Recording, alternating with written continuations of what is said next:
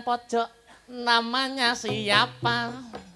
Nama saya Sinta Widya Palupi. Adik Sinta, hobinya apa? Hobi saya menari. Oke, sebelahnya nama lengkapnya siapa? Nama saya Lucy Sariningsih. Lucy Sariningsih. Hobinya apa? Hobinya berenang. Mak belenduk. Sebelah Mbak Lucy namanya siapa? Nama saya Dewi Kumala. Dewi Kumala. Hobinya apa Mbak Dewi Kumala? Hobi saya apa gitu? Momong.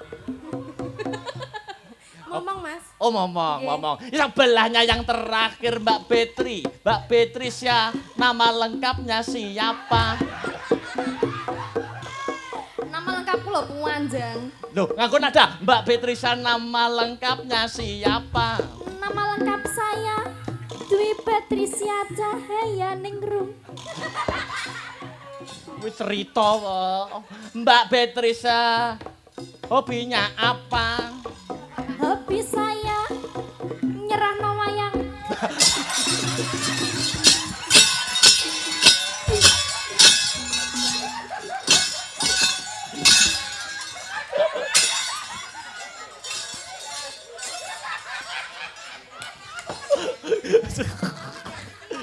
Tak sawer kowe. Wis ngawur.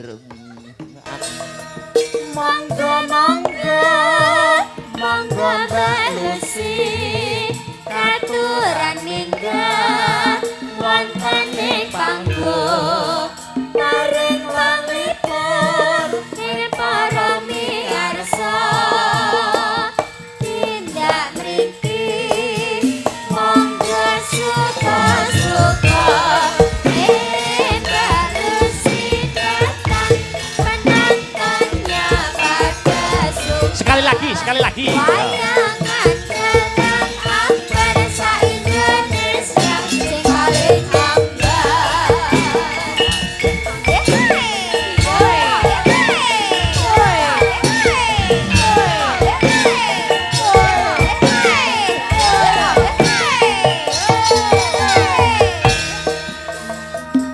Monggo monggo monggo Mbak Lucy aturan ninggah wonten ing panggung maring panglipur ing para miarsa tindak mriki monggo suka-suka Mbak Lucy datang penontonnya pada suka wayangan dalam akbar sa-Indonesia sing paling ambar. Matur nuwun ya. Nggih, matur nuwun tuwa sepote. Bek kaya sing adem. Tombo adem. Mbak. Tombo adem alhamdulillah. Mau sempet hujan sementara. Wah, langsung Nggih. didongani Mas Dalang mampet seketika. Iya. Tengere udan kuwi rejeki. Nggih. Rejekine Piyai Mojo Cetha napa Seta? Mojo Seto. Mojo Seto. Nyuwun pangapunten Den Mas Bagus. Nggih. Kula wau dugine telat jadi dereng saged sowan ten Bapak Lurah ngapunten Bapak Lurah. Nggih. Wau badhe sowan mriko Jawa nggih Leres, to? nggih. Nggih, dalane legok niku gek kula niku nggih sakek cilike ram wediku lek tiba kepleset mabok. Akhire ngapunten ngaturaken sungkem Bapak Lurah. Nggih. Saking mriki Bapak Carik saha kanca-kanca prakas sedaya mawon.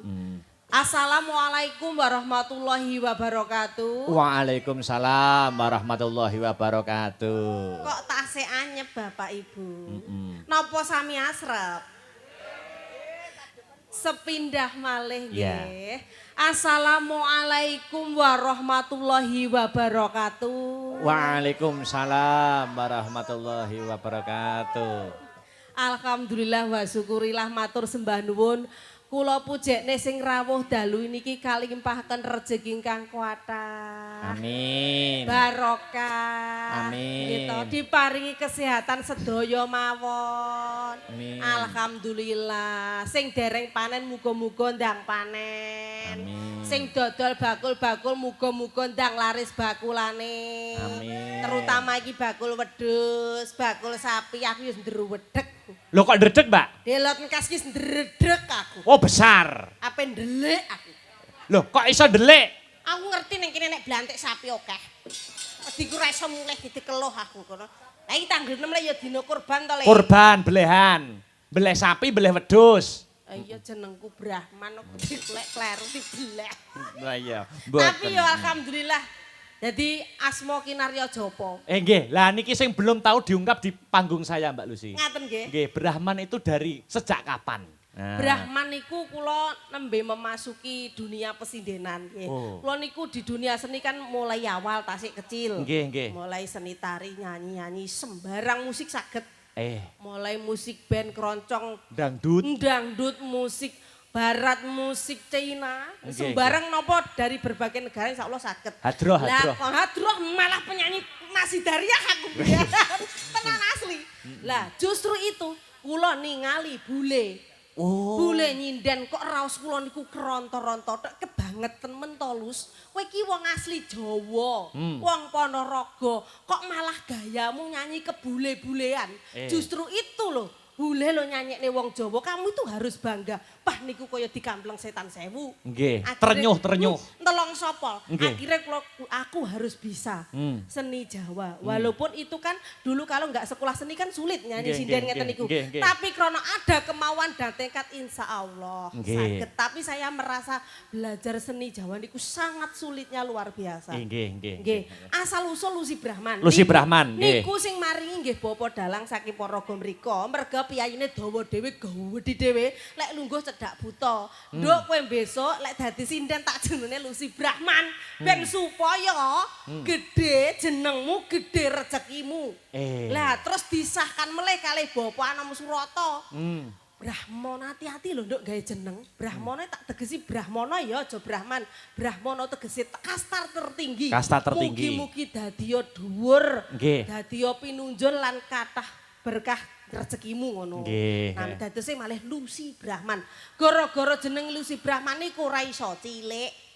Arep diet model piye mawon nggih tetep semanten nggih. Gak iso sing anu wis kudu dibeleh wong aku. Amin kapisan. Tapi kula sampun mengadakan penelitian kok Bu Lucy. Ya napa? Ngaten. Kok ngaten kudu ngaten. Seniman kok ana embel-embele jenenge kewan. Nuwun sewu, niku mesti dadi kondang akeh-akeh lho. Niku leres percaya. Lucy Brahman. Lho, Lucy Terus Brahman. Banyuwangi Deni niku percil. Niku nggih jeneng kewan. Iya omongi. Aku sok arepe tak tambahi jeneng kewan. Jenengan ya kudu aja Mas Akbar tok. Akbar garangan ngono piye.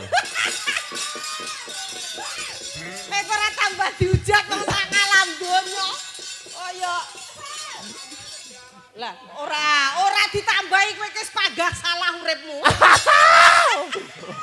Ning kudu diterima. Lho gen no. Rambutnya anyar Ren. Ganteng tambah ngene. Aku mang urung ketemu dadane anu Bu Lucy ning mburi kono dadi urung ketemu. Ya sehat ya Mas Bagus. Amin. Wis tambah nguncur asmane ini Pak Lurah asmane sinten? Pak Jarwo. Wah, iya. Anu priyayine cuek banget. Nggih to? Nggih, mboten kagungan omong nek ora didumuk mboten ngendika. Alah lah kuwi to ya geleng-geleng bintang tamune Lucy Brahman lak gendak aku nusul. Aku susah aku. Ning ngene iki ning ndi iki susah nang iki. Tak pengen nusul sakjane iki. Dalang piye? Wis ndang lungguh kono. Apa arepnya apa?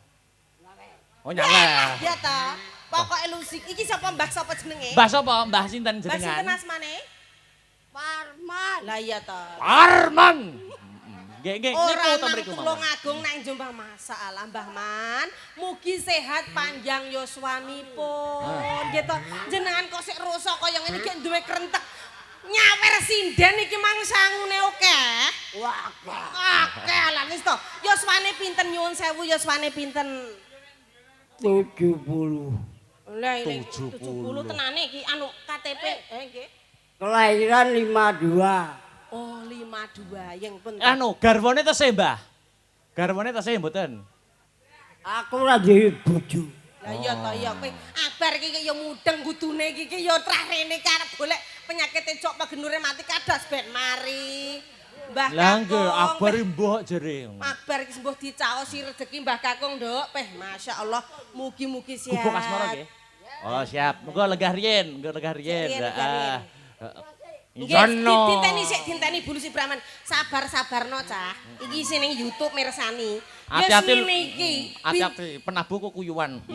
Wong Mbah, kok nek kademen lho Mbah asrep hawane asrep. Ya wis ngene iki kudu matur nuwun ditenggani pini sepuh le ngene iki jenenge pangestu. Kewahyon nggih. Kewahyon ora kabeh dalang iso ditunggoni piyai sepuh ngene iki. Betul. Ngene iki nang Tulungagung, nang Ponorogo, nang Malang akeh. Pokoke jangger bintang tamune Lusi Brahman, Mbah Di, Mbah No, Mbah Rep, Mbah Sun kabeh kuwi padha munggah karo mendemune. Ya wis kudu ditampa. Wis ngono kuwi trapek-pek aku kira-kira ki wis ora ngerti. Kula iki ngrekene. Sik remen nggih Mbak Kakung sekedap. Kula tak menyapa Bapak Lurah dulu, Pak. Nggih, Pak Jarwo. Pak Jarwo, piyayine diem. Nggih, diem pendiam. Duka tasih lenggah napa mboten nggih Mbak Lusi nggih? Nggih, kula sapa pokoke matur sembah nuwun nggih Pak Jarwo, mugi-mugi tansah sehat bagas waras, sukses dalam menjalankan tugas desane tambah maju ayem tentrem. Dipun tebehaken saking sedaya sengkala ingkang dumugi nggih. Pada saat tahun sekarang ini bahwasanya kelurahan ataupun desa yang bisa melaksanakan Ringgit Purwo wis luar biasa. Nggih, leres. Karena mengingat anggaran dana daerah ku ya wis ngerti dhewe lek ada pemangkasan segitu. Lah sakniki niku masyarakat mriki tak ancungi biji 100 mergo kompak saged nguri-nguri kabudayan. Nanggap wayang. Rutin setiap tahun. Rutin setiap tahun terus dalange gak elek kabeh. Nggih, dalang Mas sae. Cahyo Kuntadi, Mas Dwijo Kangko, Mas Denakbar iki dalang lagi viral sak ngalam donya. Spiral. Spiral barang enek. Saiki krana gendak aku ki ya wis teka. Ya wis ndang digarap bendang seneng atine. Niki wonten pamundutan dari nggih niki wau nggih bae nggih cocok. Dari seluruh WhatsApp yang saya terima terbanyak nyuwun gubuk asmara Bu Lusi. Ya ta. Dadi udan-udan ngene iki mbae iki arep-arep ngrungokne ning gubuk asmara. Aku ki mbok latihan lagu ping 10 metune ya gubuk asmara. Mergo ya iya senenge iki Bapak Heru. Nggih. So aku yo gawe lagu jenenge Gubuk Pagoplen. Apa Gubuk Pagoplen? Lagune wong ngirit padha seneng, tapi yo luar biasa matur sembah nuwun iki. Mas Didol aku dek ben nyon pangapura Mas Didol. Nggih. Lagumu tak gair gedabian ra karo-karuan. Alah jarane gak apa-apa Mbak Yu aku seneng.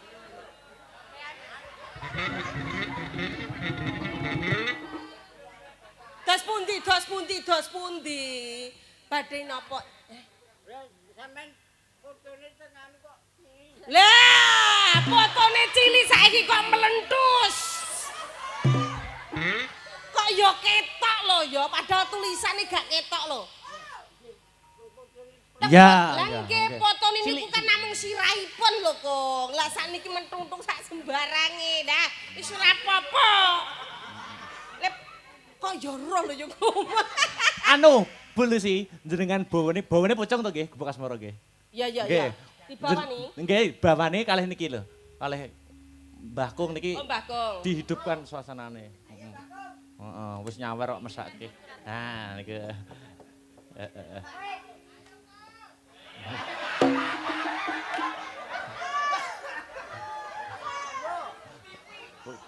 Aku ndur medhek lho ngene iki Mas Makuyukan. Roy bareng ngene iki dek ben iki kene aku ning Tulungagung berno asam urate kumat medun iki. Ayo wedi, sehat ya Kang ya. Pokoke semangat. Ya wong gawene Ya. Kowe nang foto kok cuwili, lah ning foto sirahe tok. Sesukne gaya fotoku gen gawedhi bar. Heeh. Oh ya. Ya sik tak bawa ren kok. Bawa riyen Kung. Lenggah riyen Kung. Ya, Sing urung kok ditarik apa. Sik bawa sik Kung. Heeh. Wis lenggah sik. Duwe bojo ngene iki malah penak lho, tepasi tok turu. Iya, terpama dimasakne iki jangan bening. Dinikmati Kung. Heeh. Nggih, dimireng riyen nggih. Nggih. Urung kok ame dikeploki kaya darae. kentone dumateng Mbak Giyanti, matur sembah nuwun. Isik tampil suara kaya Indonesia Raya. Nggih, tak kentone dumateng Bu Giyanti wau sing sak numpangi kula ten mriku wah Giyantine gruap ya diparingi rena-rena. Mangga. Wis tepoki sikne, Kong. Ya sik to, Cung. Ben aja diseneni bene to, ben dawa umure kok gak apa-apa. Nyingkar nyingkur.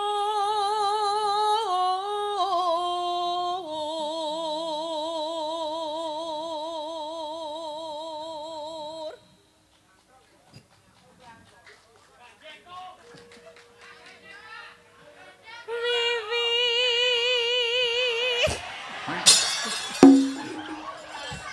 Walah, Wong gamelane rong muni wis ngene lho. Besok tuwek akbar kira ku yo ngene iki. Ah pun cucu. Oh nggih, tuju.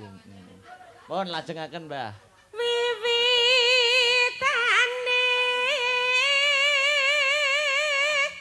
nyingkar nyingkur.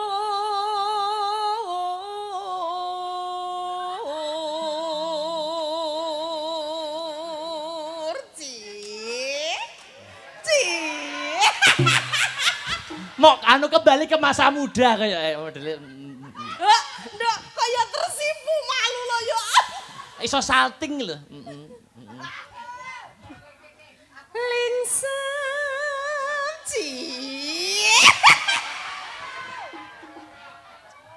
yen ke Rusu kalah lanang kan.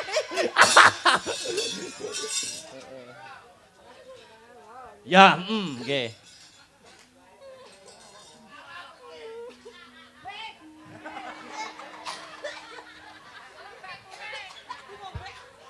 Sik minum sik.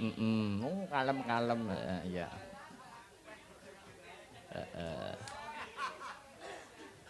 Lingsem. Niki mboten apa-apa to, ambekane kan penuh ngoten. Oh, mboten. Tak kira ndredeg nggih. Biasa mengke lek joget sing biasa pun sak mumbul-mumbul, pokoke gamblong beksan nggih, becan nggih. Baik. Baik. Baik. Thank you. Lingsem yen ke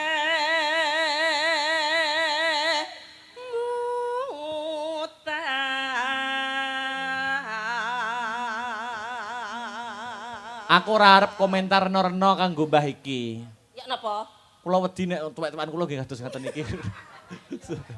Lek mbae kan sik lho mbae niku kedah dicontoh. Sampun ya so tasik trengginas ngeten iki langka lho, Lek. Nggih. Rata-rata ki dalang lek wis 70 ki ngene lho Lek lakune. Kok kian ngeprak ngene iki Lho wonten dalang tangga kula. Piye? Umur 70 tahun niku metu kok jeding niku ora iso mlaku. Aku stroke. Rada pikun. Ngono ya. Nggih, tibake niku anu cawete dereng dunggahne ngoten. Terus nyantol teng sikil ya ora iso mlaku lho. Besok malah lek tuwek ya rasa gawe cawet kowe. Apa neh tukang syuting malah nemen lek tuwek ke. Oh, nemen nih kok. Kira-kira mripate. Sentem sitok mergo gane nginceng. Yuk ditelas deh, Mbak. Lalampar kangka wori.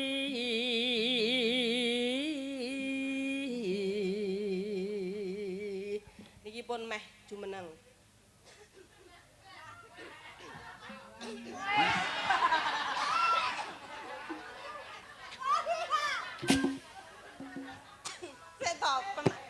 Jadi gini, suatu senam atau gerakan tari ini memang kedah ada pemanasan. Contohnya nggih, dari saya duduk seperti ini, kedah sikile dingerekne sik. Iki rileks ben ora asam urat kecetit. Iki bener Mbak iki rung apa-apa wis ndaplang ngene iki bener pelemasan dulu. Olahraga apapun iku pelemasan dulu. Nggih ta, Kong? Nggih. Tosno.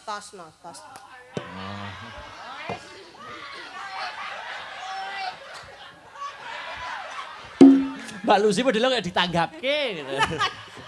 Ngene majane rasa ngundang pelawak lho Pak Lurah. Darah sepira terus lho, sepira Mas?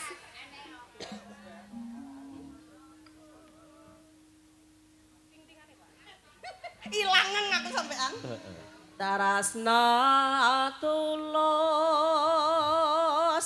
nadyaning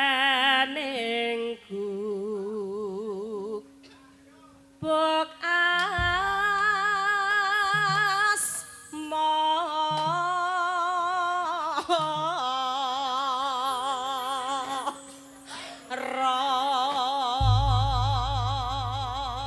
Kowe mbiyen nek karo bojone nggih kira-kira ngaten Mbak Lucy. Tenan iki. Nek wis barne ya ngono. Le, delok piyayine iki nom-nomane ganteng ra ilok-ilok lho. Irunge mbuwang iki sampene kalah mancung mesti ya pacare akeh. Iya, nggih to. Pacare akeh mbiyen nom-nomane nggih to. Iya, gitu nggih. Tanjake tayub nggih. Nggih, joget alon-alon mawon. Nggih, alon-alon mawon, tayubke. Mengko ramban kedua dijaranke ya ora apa-apa jaranan. Iya. Senterewe jaranan bareng ya oke. Oke tok pokoke wis. Pak tindak mriki pun ngunjuk jamu to.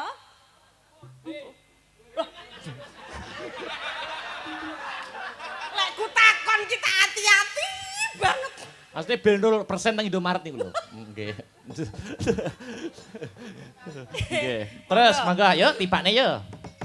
Yen liwat aku kelingan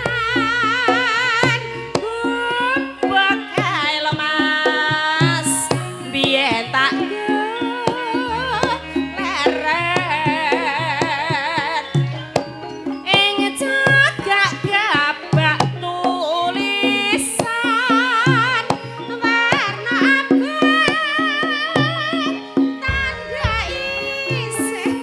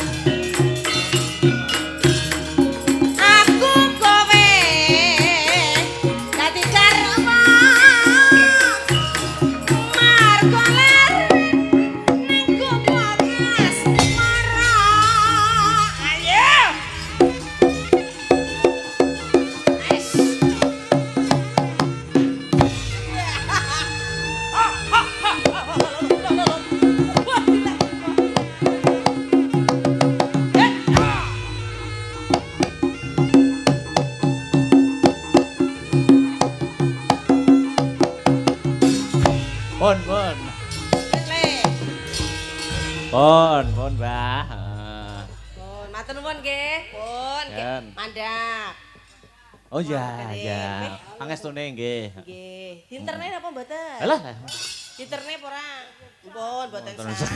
Alon-alon Mas jenengan tulungi lek mandhap Mas, dhuwur niku. Masalah. Alah jan niku lek sakek semangate awas-awas. Awas nyulu. Bocah ana ketok lho Mas. Pokok lek jiwa seni. Sampai usia pun menua wis panggah semangatnya luar biasa. Nggih, saestu. Karena jiwa seni ku pun mendarah daging lho. Anjlok teko kalenan barang. Arep atraksi. Jenengan istirahat riyen Mbak Lucy. Nggih, istirahat riyen. Mungkin malih. Lho padha gedine jari Mas Nanang. Ya saiki aku nyuwun. Sinden semua jumeneng Mbak Sinta, Mbak Lucy, Dwi dan Bat. Ya. Batrisya. Bat iki Batrisya lho, dudu Badar. Yuk sepati Cak.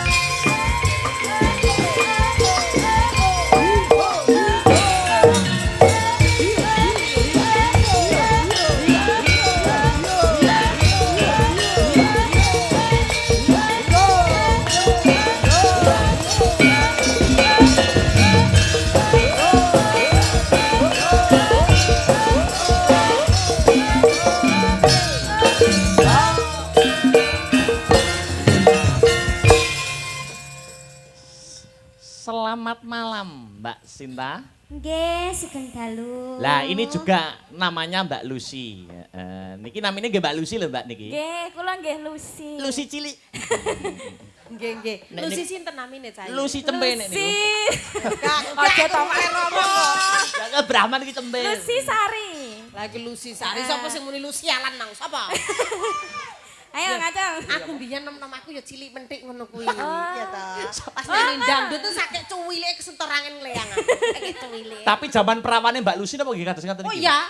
Oh, lenjer kuning ngaten iki. Lencer kuning tinggi modot ngoten. Saiki mbok tua mengkeret. Selamat malam Mbak. Siapa iki? Mbak Dwi iki, Mbak Dwi. Selamat malam. Nggih, malam Mas. Ya. Ki alus karakternya. Selamat malam Mbak Bat. Nggih, selamat malam. Ya pertanyaan menyapa sih yo. Yang pojok namanya siapa? Nama saya Sinta Widya Palupi. Adik Sinta, hobinya apa? Hobi saya menari. Oke, sebelahnya nama lengkapnya siapa? Nama saya Lucy Sari Ningsih. Lucy Sari Ningsih. Hobinya apa? Hobinya berenang. Mak belenduk. Sebelah Mbak Lucy, namanya siapa? Nama saya Dewi Kumala. Dewi Kumala. Hobinya apa Mbak Dewi Kumala? Hobi saya apa gitu? Momong. Momong Mas. Oh momong. Sebelahnya yang terakhir Mbak Petri. Mbak Petrisya, nama lengkapnya siapa? Nama lengkapku lho Puanjang. Loh, nganggo nada. Mbak Petrisya nama lengkapnya siapa? Nama lengkap saya Dwi Patricia Cahaya Ningrum. Wis cerita kok. Mbak Petrisya, hobinya apa? Hobi saya nyerahno wayang.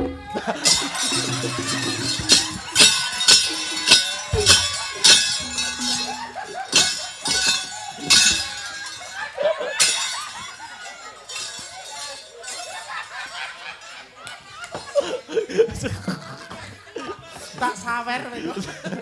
Wes ngawur. Akan mengko permintaan selanjutnya mengko dipinangkani ning part 2 season Goro-goro patete songo. Oh ngono.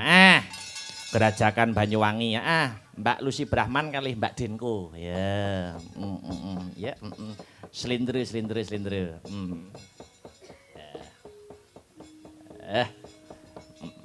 Ya. Iki ana penyuwun ibu-ibu nyuwun eling-eling nih eling-eling sing piye ya. Oh nyuram, nggih mengki gara-gara. Mergo kok nek dipinangkani saiki jeglek suasanane. Ya. Selamat malam Mbak Denko. Nggih, selamat malam. Lah iki wis iki 11:12 iki karo Mbak Lucy. Tapi sakniki langsing kok. Nggih, diet kok. Langsung. Diet. Warga masyarakat Nganjuk itu harus bangga sekali punya Mbak Deni Denko kalih panjenengan. Mbak Deni Denko niku sinden pun go internasional. Betul. Tahun inden toko luar negeri. Nggih. Koncone bule-bule. Luar biasa loh nggih. Niku tidak semua orang bisa berkesempatan ke sana ya kan? Nggih. Mboten nyinden kok Mbak niku. Lah nyapa? Nyolong pitik. Mosok ning luar negeri pitik. Iku lagi dihujat wong miso. Iki ora tak ben perso kabeh piyai Nganjuk bahwasanya Nganjuk itu luar biasa, punya generasi penerus seniman yang saya acungi jempol sekali. Sakniki pun langsing. Hobine nge-gym kok, Mbak. Oh, nge-gym ta? Karo numpak kereta. Antar nuwun. Kaya sempet-sempete lho ya. Ya, coba kaya ngapa.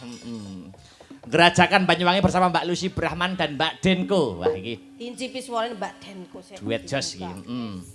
Bawa nama langsung Mas. Langsung mawon. Ya. Bawa suarane Deni penake kok. Oh, langsung nggih. Langsung mawon. Nggih. Yuk coba kaya ngapa? Yuk dadekke co. Hey! Ayo Den.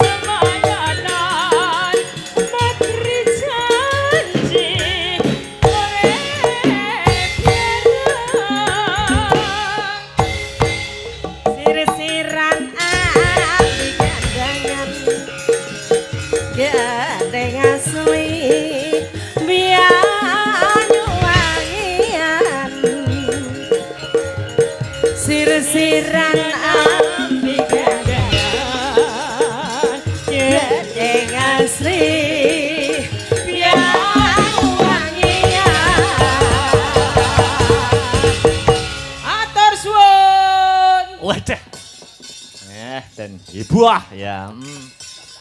Nduk, piye ya? Mengko permintaan yang lainnya dipinangkani ana ing nggon Patsanga gara-gara. Iya, Mak, iya. Nutukne lakon Banjaran Rama Bargawa ngono ya, Mak. Cawis saji kang sinuwun nutukne lakon. Ayo Mak tak derekke surak semprang bareng tumandang.